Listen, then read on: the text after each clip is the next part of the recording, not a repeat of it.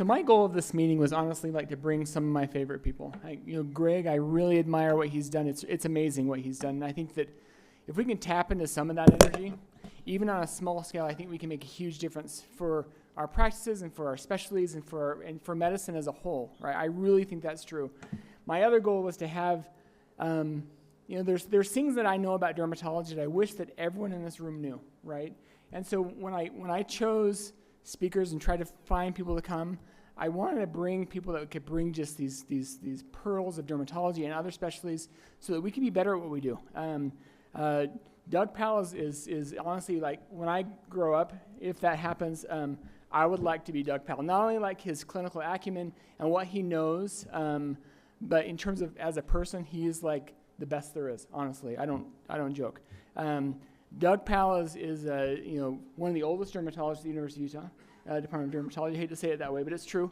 I met Doug as a medical student. I do a lot of patch testing up here in Ogden, largely because I admire that Doug does that. And I think the kind of just the investigative kind of fun that comes into patch testing is really kind of fun, and I love that. Doug's a great mountain biker. He's a great individual, and he's going to talk about chronic dermatitis and other dermatitis, and just kind of hopefully kind of unlock that box for a lot of us here in the audience, so that we know how to better take care of these patients. But thank you, Doug.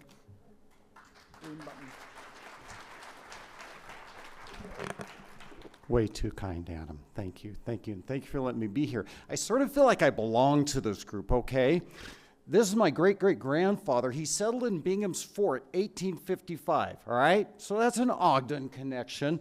This is my they weren't newlywed at that time. That's my grandma. Grandpa lived in Uinta, worked at the old power plant up the canyon. I had others that lived in Hooper, up at Mountain Green.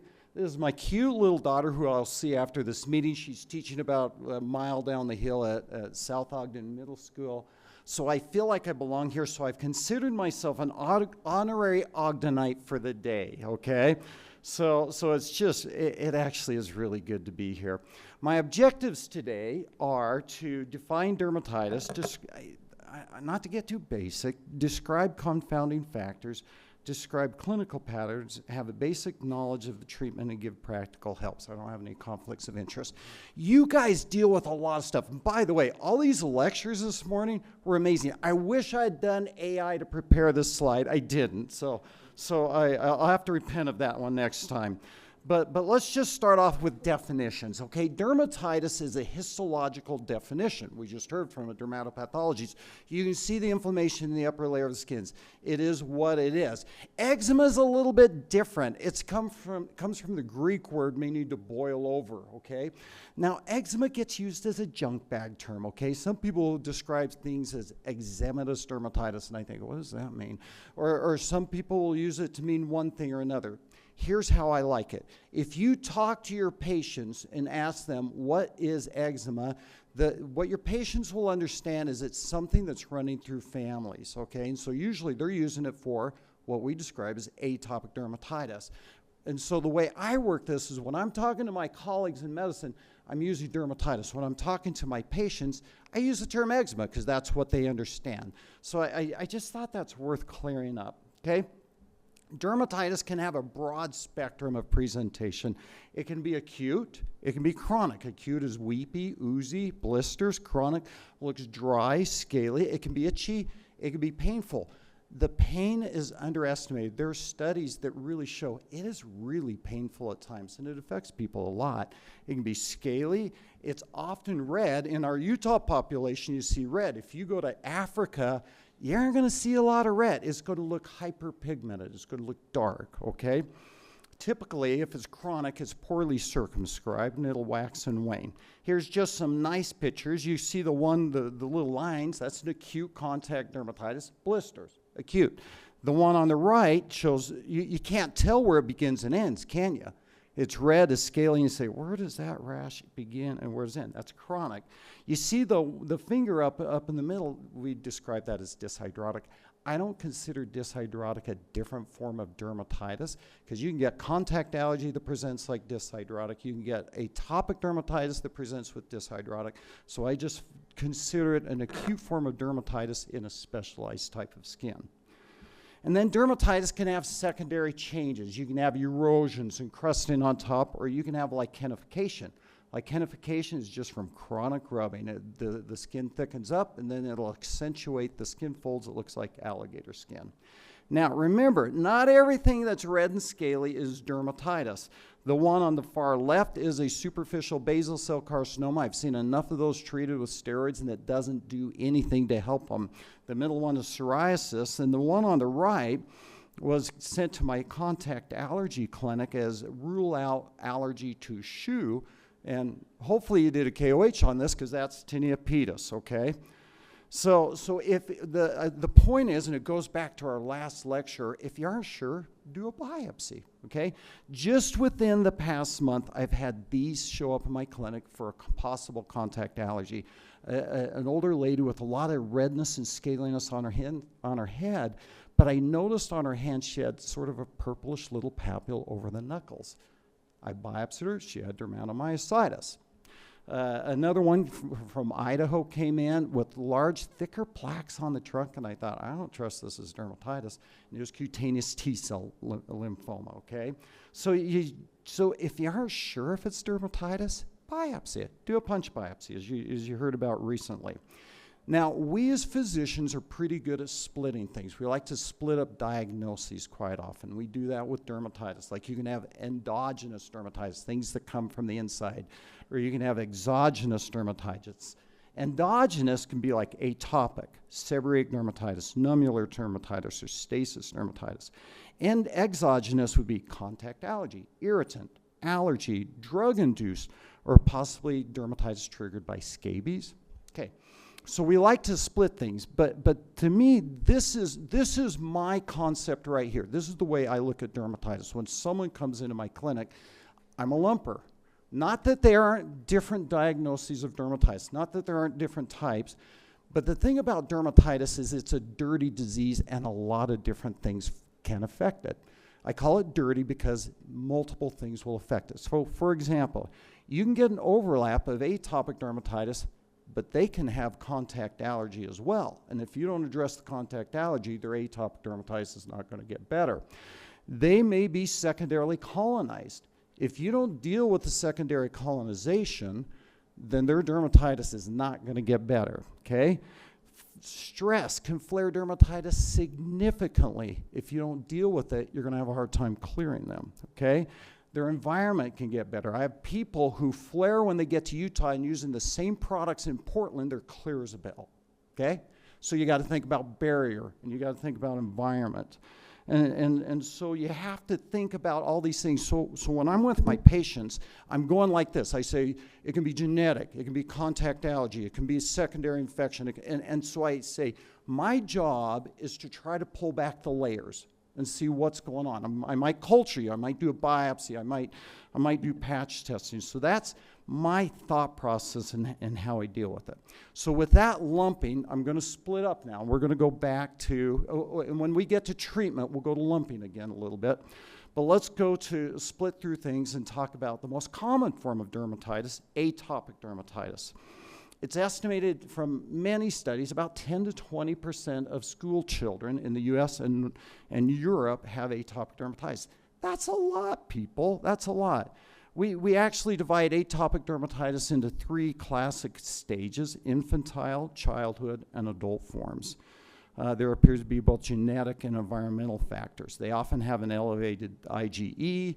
It's a Th2 cytokine profile, frequently secondarily infected, and it can be complicated by stress, allergens, and much more.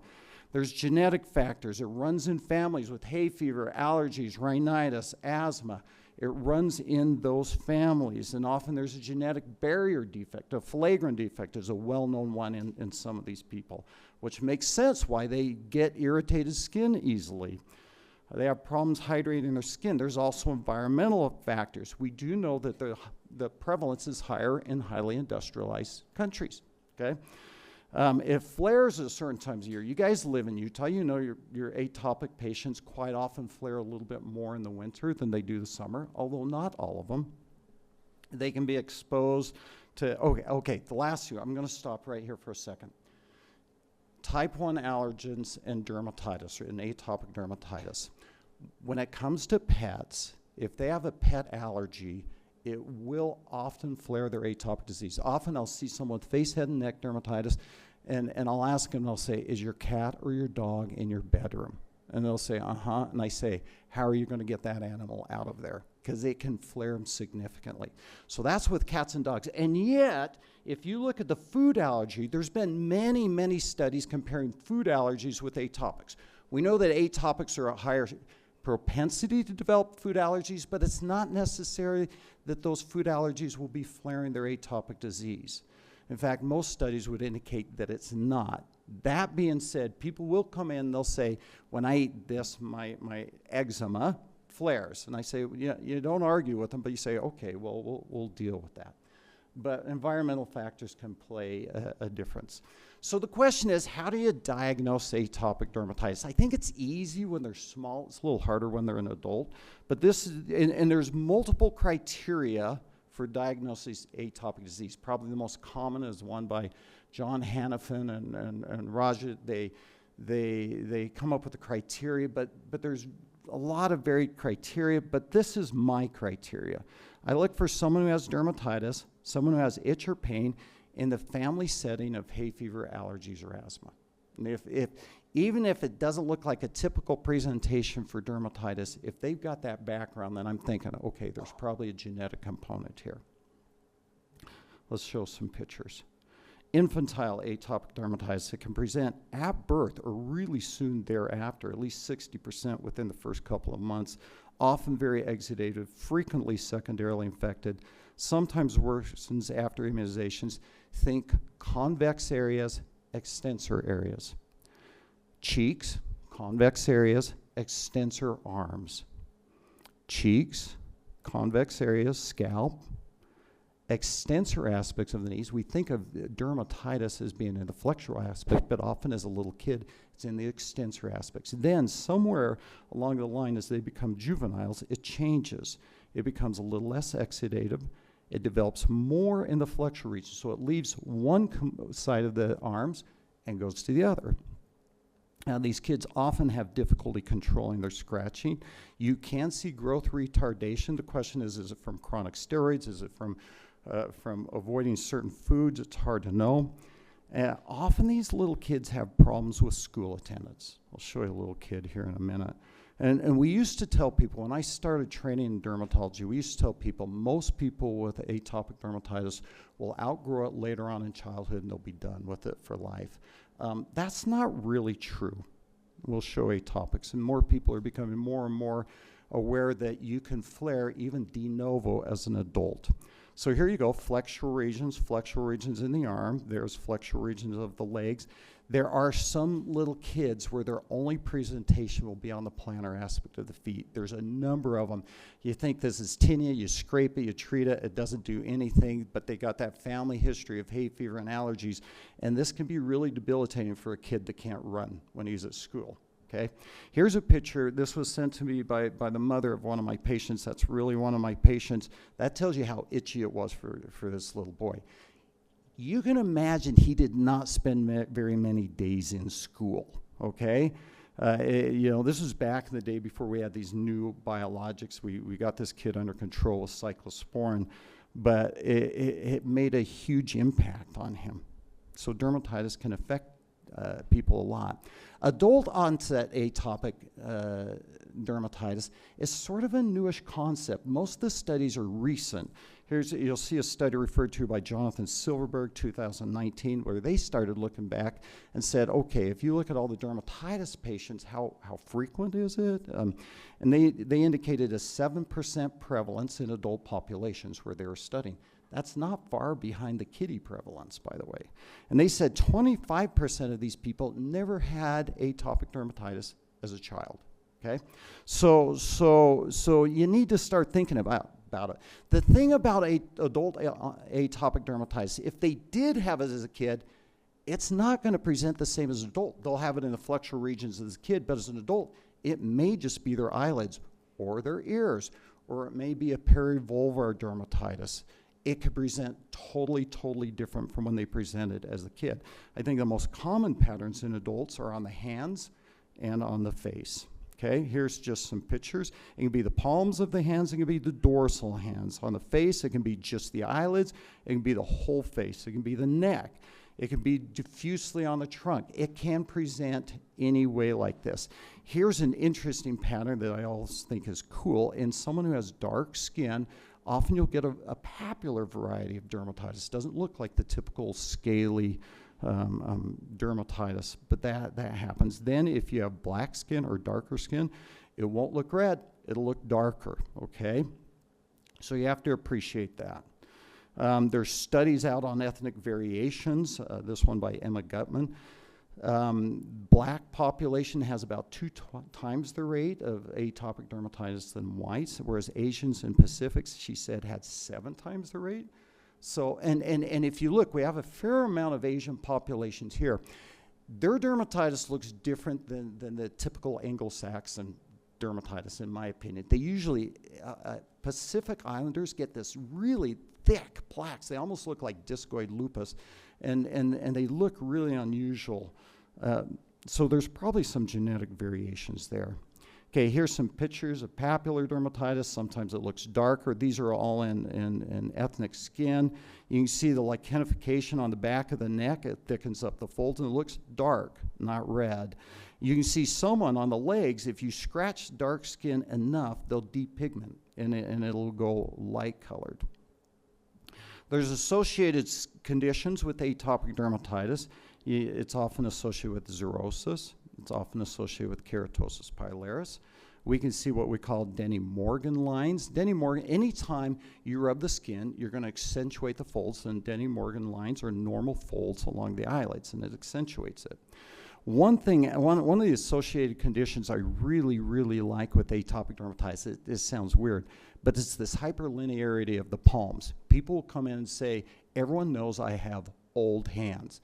It's because their hands do feel much older than their stated age. And it's not that they have dermatitis on their hands, but for some reason these atopics will just get extensive thickening of the palms and hyperlinearity. Okay, so let's go over the treatment. So let's go back in. So I'm going to sort of lump the treatments I'm going to talk for atopic dermatitis. You can also consider for the other forms of dermatitis, and I'll get there in a moment. But once again, you have to think, what are the different factors that are causing the flares of this patient? Is it a barrier problem? Okay, is it mostly just inflammation, genetic? Are they itching a lot? Do I need to deal with that? Are they secondarily infected? Are there other preventative measures I need to take? So let's start with barrier. Emollients are very important. This is a really, in my opinion, really important study. This came out of Journal of Allergy and Clinical Immunology 2014. They took pregnant women in a Japanese hospital, and what they did is they said they took the women that they thought where the kids would be predisposed to atopic dermatitis, and they said, we're going to cut you in half. Half of we're going to treat the babies with just emollients, and the other half, nothing. And we're going to see what we did. And what they did, they did that, and after a couple months, what they noticed is the ones that just got emollients, a 30% decrease of atopic dermatitis. That is huge.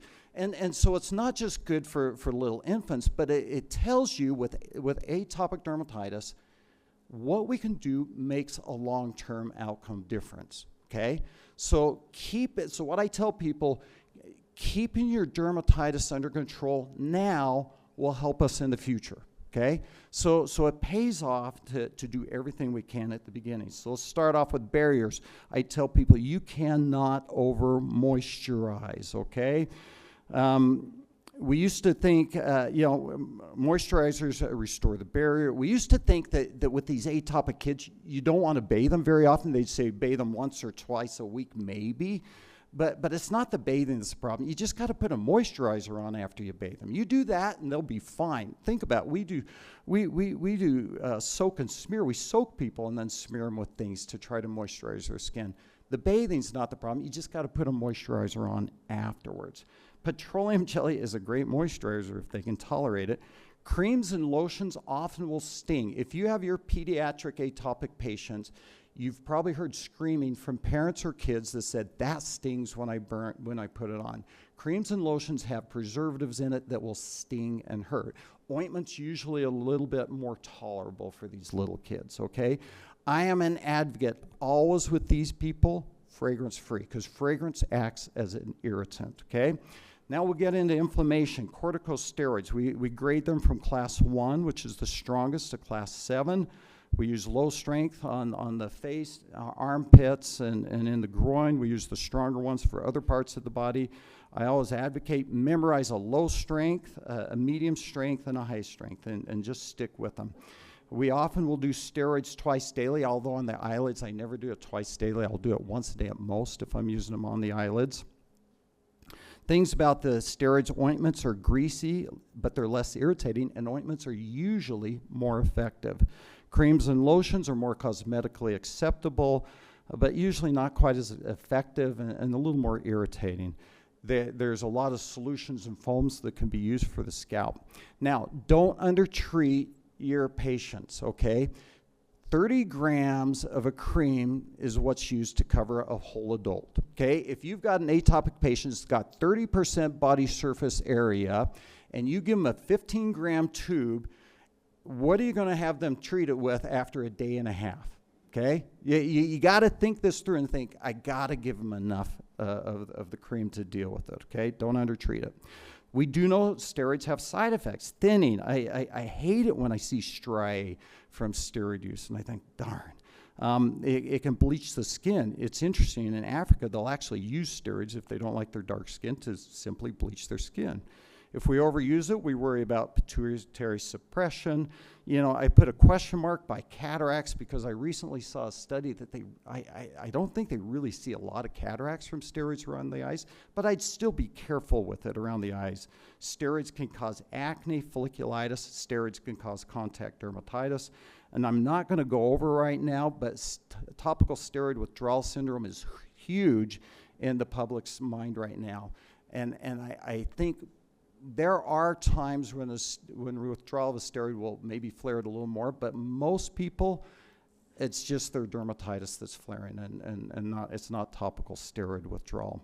One thing that I like doing a lot is I'll use a steroid on weekend and a non-steroid on weekday. That spares the use of steroids. It's a great way to go about it. Now, here's some medicines that I hope you all are comfortable using, and I'll go over the non-steroids, and then I'll pause for a minute. Calcineurin inhibitors. These came out in the 1990s, if I remember. I was a resident when these came out. Pimecrolimus and tacrolimus. These are related to, they're calcineurin, they're related to cyclosporin, okay? But it's topical. Pimecrolimus is a cream. It stings a little less. You can use it down to children, down to age 2. There are no site restrictions, no atrophy. There is still a black box warning. A number of years after it came out, the FDA put a black box warning saying these can cause lymphoma. There's never been a case of it, and our society fought them tooth and nail, but they still labeled it. I think these are so safe. I say you can bathe in it. It'd be expensive, but you can bathe in it. It's safe enough.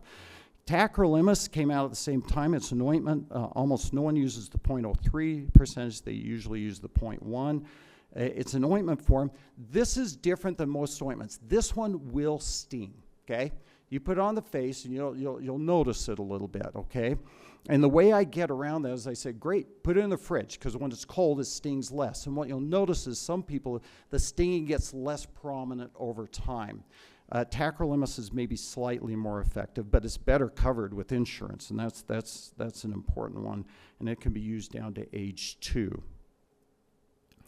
And since those two came out about 30 years ago. They've been out a long time. And it wasn't until just recently that other non-steroidal topicals came out. These are really good drugs. It'd be awesome. If you're not familiar with them, it's worth getting to know them. I've listed them in the order that they came out. Crisaborole came out about, I don't know, 10 years ago. Opzelura came out about 4 or 5 years ago, and then the last two were FDA approved for dermatitis about a year or two ago. That bottom one's going to be FDA approved soon. So let's go over crisaborole. It's got a boron in the center of it. It's a phosphodiesterase inhibitor. It's not the greatest non-steroidal, but sometimes it works magic, and it's safe, and it's gentle, and you can use it on little kids. So so it's always worth trying, okay? You can use it anywhere. Some insurances nowadays will use it as step therapy, saying you got to try Eucrisa before you can go on to these others. But it's a good one to use in the back pocket. Gentle, safe. I like it a lot. About 4 or 5 years ago, Opzelura came out. To me, that's a big step forward. It's a topical JAK inhibitor, Janus kinase inhibitor. You can use it down to age 12, but I think they're going to try to move that down to a lower age. Very nice formulation. It's sort of a lotion kind of cream. It can be very effective. I remember when it came out, I had some patients. I was going to move on to systemic drugs, and I said, well, we're going to try this new drug first. And they came back and they said, I don't need the systemic drugs. I'm doing great. This is a lovely, very effective topical non-steroidal that can easily be used. The problem is it's a little pricey, okay? I have no conflict of interest, but there's a pharmacy called CarePoint. I think they're in Iowa. My staff always sends it there. You can send these prescriptions there, and often the pharmacy will do the prior auth, and your patient will get it for about $30. This is a good drug. I really like Opzelura a lot. The next two that came out, Zerevia and Vtama. Zerevia is a phosphodiesterase inhibitor. It was originally approved for psoriasis and seborrheic dermatitis, but then they approved it eventually for dermatitis. It is a really nice, the vehicle's awesome. It doesn't have propylene glycol. It doesn't sting. It can come both a cream and a foam, so if you're going to put it in the scalp, you can get a foam to put in the scalp, and you use a cream on the rest of your body. I've seen, I don't know if it's quite as good as Opzelura that I just spoke about, but I've seen it take some rashes down that hadn't improved with anything else I've given it. So sometimes it works little miracles, and I like it very well. Vtama, I haven't used as much. It came out about the same time. It's an aryl hydrocarbon receptor agonist. It can be used down to age 2. Once again, well tolerated, probably about the same level of effectiveness as the Zerevia. All of those I think are worth doing. Now, when you treat patients, so let's deal with the itch, okay? When you treat atopics, antihistamines will not get rid of the rash, but their scratching will make the rash worse, or it'll make life a little bit worse. So it's worth doing what you can to get rid of the itch. And so I talk about antihistamines here. You can use high-dose non-sedating antihistamines, Zyrtec 3 times a day, Allegra 3 times a day, and then a sedating one at night. There are some new biologics that I'll discuss briefly that are really good for itch, but antihistamines are good if itch is playing a factor in their dermatitis. For secondary infection, I use antibiotics occasionally, but we don't want to overuse them. But a lot of these kiddies and adults get secondarily infected. Often it's staph. 90% of atopics will carry staph aureus. Now, if you culture these people, you'll see staph aureus a lot, and sometimes the culture will come back staph epidermidis. And clinically, it looks just as if they had staph aureus. And I always used to think, well, staph epidermidis is a contaminant. But there are some studies that show that staph epi can flare dermatitis just like staph aureus can. So whether it's staph epi or staph aureus, I'm treating them the same. Now, I try not to overdo the antibiotics because I do not want to develop bacterial resistance. So what do? I'll use things like chlorhexidine. Remember, I said if you don't clear the secondary colonization, you're not going to clear the dermatitis. So I'll use chlorhexidine, or I'll use bleach and vinegar, okay? Now, this is sort of a Doug thing. I'm a huge vinegar fan. I had one patient call me Dr. Vinegar at one time, and I took that with pride, okay? So vinegar is actually pretty good for secondary bacterial infection. It works for staph, it works for Pseudomonas, it works for Candida. It also probably helps decrease the pH of the skin a little bit, and your skin likes to be acidic, okay? It does like it. It heals better. So what I do is I put a tablespoon of white household vinegar. I'm doing it with my hands. A tablespoon of white household vinegar. I'm putting in a cup of water. I put it in a Tupperware. And then I say, okay, if I think they're secondarily colonized, then I say, okay, twice a day I'm going to have you soak a little gauze in there and blot your area that I think is crusting and so forth. I'll do it for a minute or two. I'll do that twice a day. I have the luxury in a patch test clinic of seeing people 3 times in 1 week. You guys don't get that usually. You see a patient and they're gone. But I get to see, when I give a recommendation on Monday, and if they're doing it, I get to see what they look like on Wednesday and also on Friday. And this makes a huge difference for some people. If they're oozing or crusting, or if you think there's any colonization, this little trick works, and it works well. Occasionally you'll find someone who doesn't tolerate vinegar, but it does work. Now, you may say, well, okay, Doug, do you have studies to back this up?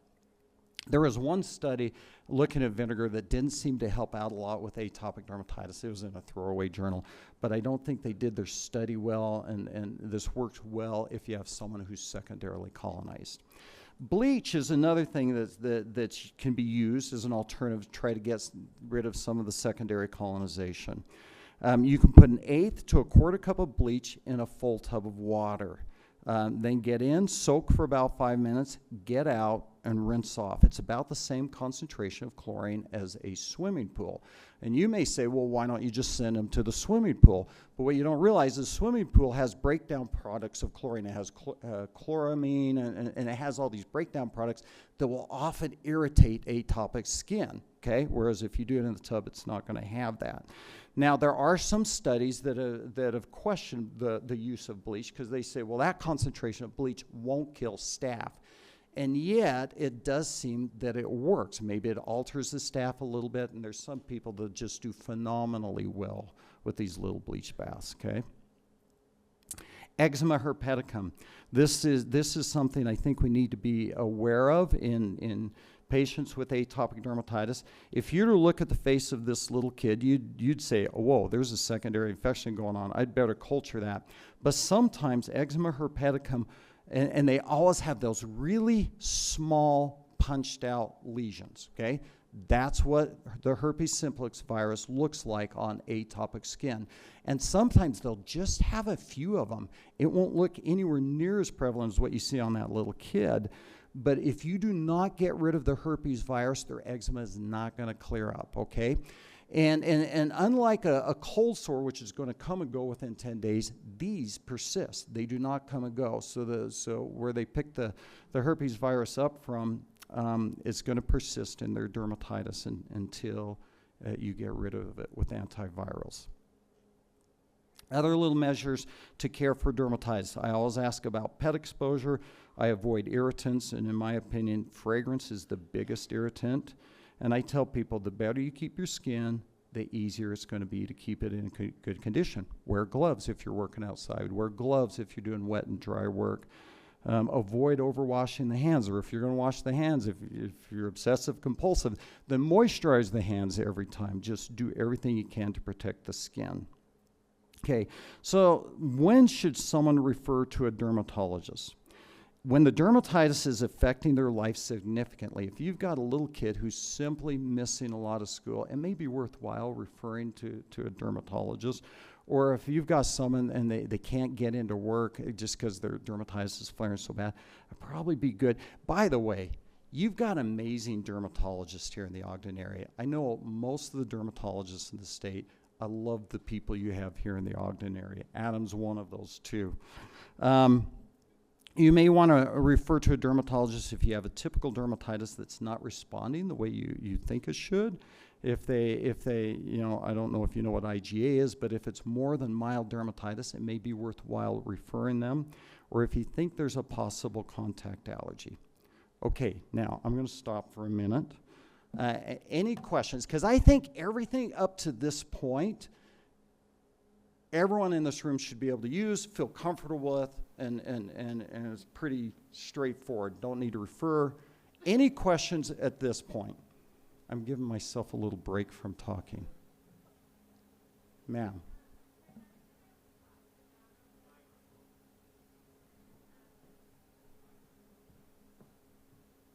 I don't know where exactly this came from, but in training, they told me to not put cream on a baby until the baby was 2 weeks old. You know, I don't know where that came from, and you hear that, but I'll tell you what, that Japanese study you saw, that was straight petroleum jelly they were doing from day one. So they put I don't know, and I know there's other studies out there. I don't know that I've really ever noted any adverse reaction. It's a great question, though. So just straight up Vaseline.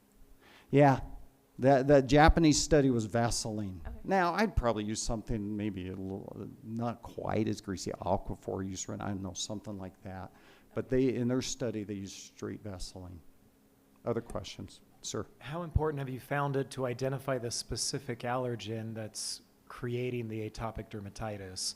I've got a lot of patients who don't want to take the time to say it might be this dog that's been in the family for X number of years. We're not going to get rid of the dog. That's a great question. And you got to divide the allergens into type 1 allergens and type 4 allergens. For type 1 allergens, I don't send them to an allergist. You know, usually they know if they're allergic to the dog, and I just say, get the dog out of there. And the reason I don't send them to an allergist, because once again, going back to those studies, with the food allergies, they really didn't show an increased prevalence of an increased flare of the dermatitis depending on their foods. The foods didn't seem to make that much of a difference. So I honestly don't send these patients to the allergist. Now, if I think an allergen is a topical allergen, if it's a cutaneous, if I think there's shampoo or something is flaring them, I do patch testing on all of them. Thank you for that question. Sir? So hi again. About 30 years ago down at the University of Utah, the class lecturer told us that white Crisco was a great emollient and really cheap. And I thought, how interesting is that? He said, no, nobody gets allergic to Crisco. And he said, just don't get the kind that's got the butter flavor or cats will follow you. What do you think? Well, it would have either been John Zone or Jerry Kruger who gave that advice. John's the one who hired me, and I know those guys very well, and there's nothing wrong with that advice. I just think Crisco's a little gross. And so there's nothing wrong with that. I'd probably go with petroleum jelly first or Aquaphor, but by all means, it's a great suggestion. Very cheap. And by the way, thank you very much. I think about 15, 20 years ago, you came up to help us with a knotty problem up at Hill Air Force Base when the guys were using these terrible wipes that they use to clean They're horrible. oil off machinery, and they were using it on their arms. We had 120 guys come in with contact dermatitis before we got you up there to take a look and see what was up. Thanks very much. Thank you for the follow-up. It's funny, with occupational dermatitis, often it's not the occupation, it's what they're cleaning the occupation off with their cleansers and wipes that's usually the problem. Okay, all right. So let's move on then to older systemic therapies. Now, I don't know if you're going to be using these or if you're going to feel comfortable with these, but the old ones, I'm not going to mention much except for UV therapy, all right? Because UV, I think, makes sense for you guys to be able to use and so forth. If you look at atopic patients, it's a spectrum. About 20 to 30% will get better with UV treatment, with light therapy. I think about 40 or 50% won't budge. And about 10 to 20% will actually worsen. And you say, well, okay, when am I going to consider light therapy in one of my patients or send them maybe to the tanning bed? This is the way you're going to do it. If they are flaring on the face, head, and neck, where they're getting already a lot of UV exposure, don't try UV therapy. They're probably in the category that's going to flare. However, if most of their dermatitis is on the trunk, that's not a bad thing to think about. And you say, okay, I can send them to the tanning bed, and you do it 2 to 3 times a week. Wolf tanning bed's the best. Or they can do natural sunlight, okay? So I use UV therapy, but only in selected patients, okay? I grew up treating dermatitis for the past few decades with immunosuppressants till these newer drugs came out. But they're really good drugs, but they're old, they're a little slower, and you got to watch for toxicity. Now, how much time do I have? I want to get us out early, Adam, because I don't want to run over. Okay, these are the new drugs. These are the hot tickets in the treatment of atopic disease right now. Divide them into two sides. The biologics I consider downstream. They're very specific antibodies directed against very specific proteins, okay? The ones on the right, the JAK inhibitors, I consider those upstream, okay? They affect a lot more cells, and so there's a few more side effects that you might have to deal with and more issues you have to draw blood work, okay? On the left, let's just quickly go through them. Dupixent was the first one out, approved in 2018. It blocks IL-4 and IL-13. You give yourself an injection every other week. It not only works, because of the IL-4, it not only works for atopic dermatitis, it works for urticaria, it works for bullous pemphigoid, it works for a lot of things. It's a great drug. I love it. It's not a cure-all for everyone, but it's a wonderful, wonderful drug. Part of our problem in Utah is there's a big insurance company, I'm not criticizing, they make their decisions, that will not cover it for the life of you. I don't care. I've appealed to them so many times. I have won 0 arguments with them, okay? You cannot win that argument. Hopefully they'll change their mind some days. Great little drug. It was the first one out. It works very well. It doesn't work for everyone, okay? The next one, let's see, where did I go? Okay, let's go back here. Next one that came out was Adbury, tralokinumab, and it's different. It binds IL-13 and not IL-4. It's a pretty good drug. I don't mean to knock it. It's not quite as good as Dupixent. I get a lot of people who used to be on Dupixent, and then they come in and say, well, I'm not quite as clear as I used to get. Once again, it's a shot every other week. It's a really nice little drug. Now, you may say, well, okay, what kind of side effects? First off, I tell people these are safe. These are really safe. I've carried women through pregnancy on these drugs. These are really safe little drugs. Biologics are generally safe for pregnancy. But there are some side effects. Some people get eye irritation, particularly with Dupixent. Some people will actually flare with their dermatitis on the head and neck area. Sometimes you get an injection site reaction. But all in all, it's a pretty darn safe little drug. They're easy. If the patient can tolerate shots, awesome. Enjoy it. The next one that just came out late last fall, lebrikizumab, Ebglyss. It was approved like November. It blocks IL-13 very much like Adbury does. They say it's a unique mechanism of binding, so they think that it's better, and it might be. I don't think it's been out long enough that we really know whether it's better or not. I think it's a little easier for me to get Medicare patients on these. I don't know if you know, but Medicare often doesn't like to cover some of these newer drugs, so you have to fight and dig every way you can, but it's a good drug. This is a drug I'm enamored with, okay? This came out in December, and when I say enamored, here's why. I told you a lot of these atopics, the itch is the worst part in some of these people. This is an amazing itch drug. It's a once-a-month injection. And I get people who I haven't been able to control with anything else, and their itch is off the chart, and I'll put them on this, and they come back, and they are very calm demeanored, and they're, because when you're itching, you don't act normally. I mean, you're rocking back and forth and doing things. These people come back calm as a cat. This is a really good itch drug. I don't know if it clears the rash as well. It's a little slower in that way, but this is a lovely, lovely drug for itch, okay? Then you got the JAK inhibitors. These are probably the 2 best drugs for atopic dermatitis, okay? You got to check blood work with them. You got to check, make sure they don't have tuberculosis beforehand. You got to make sure they don't have hepatitis and so forth. And you may not be using these drugs, but it's nice to know about them because your patients will be on them. You've got Rinvoq and Sabinco. They are lovely drugs. I have some people who have had atopic dermatitis all their life, and after putting them on these, they'll walk in and say, I had no idea my skin could feel this way. And I said, yes, it is nice. They're great drugs. Okay, so those are very effective drugs. They do come with a black box label. I think the FDA overstepped it a little bit. Japan did not black box label these drugs, the JAK inhibitors. But if you are going to prescribe them, you're going to have to go through these possible side effects. You're going to have to explain them with all your patients. The real side effects from these drugs, sometimes they get headaches, sometimes nauseousness, and sometimes, yep, it'll flare their acne. Okay, most of the treatments that I've talked about for atopic dermatitis can also be used for other forms of dermatitis. So what are the other forms of dermatitis? Seborrheic dermatitis. It's a variety of dermatitis that involves high sebum area and body folds. It's really common. It's dermatitis associated with an overgrowth of malassezia. There's two typical varieties. There's infantile seborrheic dermatitis, what we commonly know as cradle cap, okay?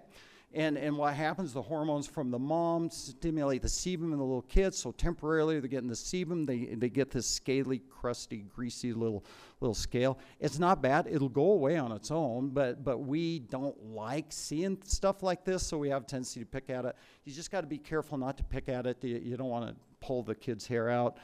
You can massage it with mineral oil. You can use a little baby shampoo or anti-yeast shampoos and maybe a little hydrocortisone, but it will go away. Then you have adult seborrheic dermatitis. It involves the scalp, the eyebrows, the glabellar region. It can be perinasal. You get it in or behind the ears, and it can hit the chest and the armpits. There's another form of seborrheic dermatitis that just looks like psoriasis in the scalp. But seborrheic dermatitis is not bad. Some people get it. My favorite treatments for it, they're on the right, ketoconazole shampoo. If they get the scaliness and the redness around in the eyebrows, and ketoconazole shampoo 2 to 3 times a week, then get the suds down around these areas. Most of the time, you won't need anything else with it. You can use a little steroid or a non-steroid with it, but it's an easy little treatment, okay? That's seborrheic dermatitis. Nummular dermatitis. Nummular comes from the Latin word meaning coin. Circular red scaly lesions. They're often very, very, very itchy, chronic course, difficult to treat. Typically, I see this in older men, and you just have to go with some of the stronger atopic treatments to knock it down. They're circular little patches. We don't necessarily know why they get these, but like I say, I see this mostly in older men, very difficult to treat. Stasis dermatitis. This is in the spectrum of chronic venous insufficiency. They get swelling of their legs, proteins go into the surrounding tissue, and then you get dermatitis. So there's two components. There's the leg edema and there's the dermatitis. You won't clear the dermatitis until you get rid of the edema, okay? You can have complicating factors such as contact allergies, and it may look like cellulitis, but cellulitis doesn't go bilateral, okay? So treatments for it, support stockings, diuretics, topical steroids, or the non-steroids as well, okay? Now into my little realm, contact allergy. And this is what's built my career over the past 24 years. Contact dermatitis is a reaction to an exogenous chemical. Overall, the prevalence is 1 to 10% lifetime, but the incidence is much higher. We divide contact dermatitis into allergic and irritant. Most irritant's really common.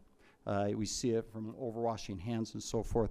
And allergic is maybe less common, but more problematic because it's harder to figure out, okay? So irritant dermatitis, excessive hand washing, harsh soaps. So what to do? Less hand washing, or maybe moisturize every time you wash your hands.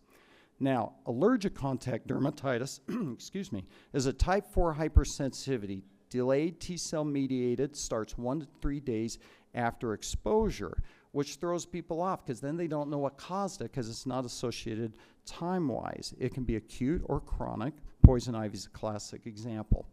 Here are some basic principles of allergic contact dermatitis. Because it is delayed and because it can be very insidious, often the patient don't associate it with an allergy. Cutaneous patterns can often give clues as to the cause. Another caveat, one can be exposed to a chemical for years before it starts reacting. I get people all the time saying, "Doc, I've been using this shampoo for 20 years. And that's not it." And I say, yes, it can be it. You can be exposed to a chemical 20 years, then start reacting to it. Or the bottle may look identical, and within the past 2 years, the company may have changed the ingredients a couple of times. You don't know. So when they say they've used it forever, I go, yeah, I'm sure you have, but it may be your problem now, okay? And also with allergic reaction, the reaction can last for a long time. So they stop something, and 5 days later it's not clear, and so they think that's not the problem, but that's not accurate, okay? So when would you suspect allergic contact dermatitis and maybe refer for patch testing? Number one, when you have a specific antigen or a substance that is suspected. For example, this man came into my clinic, said, "Doc, I went and dyed my hair, and 2 days later, he is swollen all around." Well, that's pretty obvious, but it seems to make sense. This man was allergic to paraphenylene diamine, which was in his hair dye, and that was a real easy one to figure out. Here's one thing that's really interesting. Okay, the T cells in the scalp are slightly different than they are around the face. So if you're reacting to something that you're putting in the scalp, if you're allergic to it, you may not be reacting there. You may be reacting just on your eyelids as the shampoo runs over your eyes or the back of your neck. So just because the product goes in the scalp, that doesn't mean that's going to be where they're reacting, okay? So you might want to suspect allergic contact dermatitis when the history or distribution is suggestive of a contact allergy. This lady was a truck driver. She always wore shorts, and she had this rash just on the back of her thighs. And I biopsied it just to make sure I wasn't missing anything, because it had a little bit of a funky pattern. And sure enough, it was dermatitis. And so I thought, I'll bet you she's allergic to leather. Chrome and cobalt's in leather, and I thought she's going to be reacting to that. Nope. She was allergic to the Armor All that she was putting on her leather, okay? So it was pretty easy. I said, well, quit using the Armor All and just use like vinegar or something to clean the seat. So you'd see it from the pattern. Suspect allergic contact dermatitis when dermatoses flare or do not respond. For example, if you've got an atopic and they aren't responding the way you want, or they're flared, and you think, why are they flaring? Suspect allergic contact dermatitis. This is a young lady. Her husband was off TDY with the Air Force, I can't remember where, and he was going to be coming back. And she had atopic dermatitis since she was a little girl. But she was flaring a lot, and she said, I want to be clear when my husband gets back. That was her goal. And so we did patch testing, and this was back when formaldehydes were used in a lot. She was reacting to some formaldehyde, the formaldehyde releasers in her products. So we avoided those. She was clear within weeks. She was clear by the time her husband got back, okay? That was her flexor region. Okay, here's just some fun cases. This lady came back with lip swelling and cracking. And I thought, oh, she's reacting to her shampoo or so forth. And I did patch testing. And the only thing that came up was rubber allergens. And I thought, huh? And then I said, I don't think I've figured this out. I just find rubber allergy. And then she sheepishly said, I have a habit of chewing on rubber bands. And I thought, oh, okay, I get it. And I said, that's our problem, okay? Here's one that I guarantee you're seeing. There's a lot. Acrylate allergy, artificial nails, particularly gel nails, okay? When I started patch testing 20 some odd years ago, I'd see about maybe 1 or 2 acrylate allergy a year. Now I'm seeing about 1 a week, okay? The advent of these gel nails, the acrylate allergies are going like that.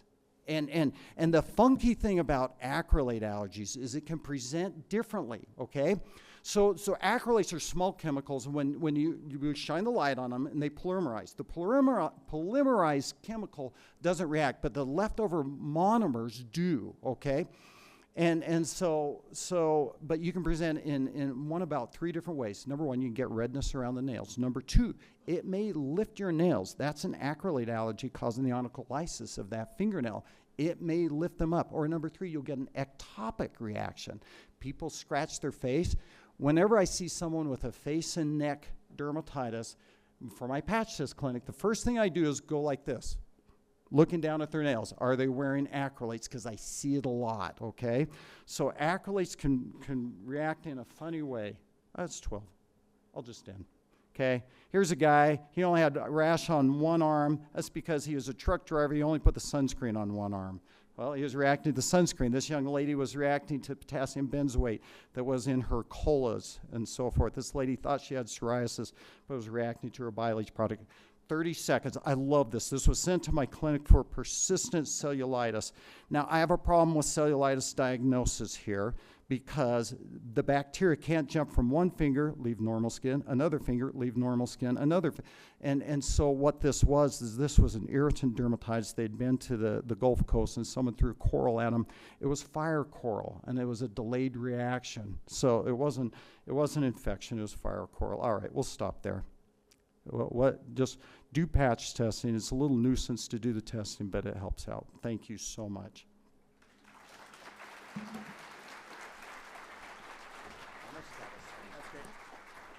Maybe we need a break. 12:30 is when our keynote for lunch starts. So if you can be back here with your food, grab Doug. He really is a wealth of knowledge if you have specific questions. But thank you so much, Doug. This is awesome.